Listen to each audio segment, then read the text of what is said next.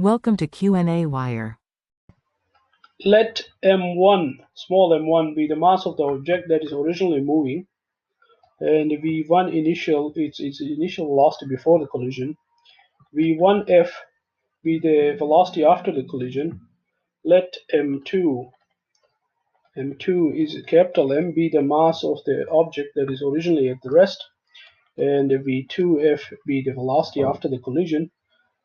From the linear momentum conservation, we can write m1 v1 initial is equal to m2 v1f plus m2 v2f. The total kinetic energy we can write from the conservation equation before and after the collision will be 1 over 2 m1 v1 initial square is equal to 1 over 2 m1 v1 final square plus 1 over 2 m2 v2 final square.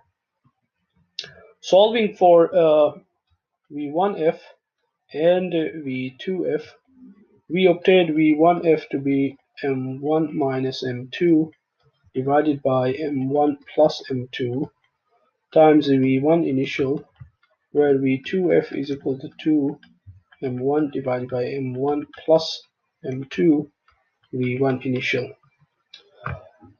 Then a second equation can be inverted into give mass 2, that is m1 2 v1 initial divided by v2 final minus 1, with substitution of masses for m1 to be 3 kg and v1 initial is 8 meter per second, v2f is 6 meter per second.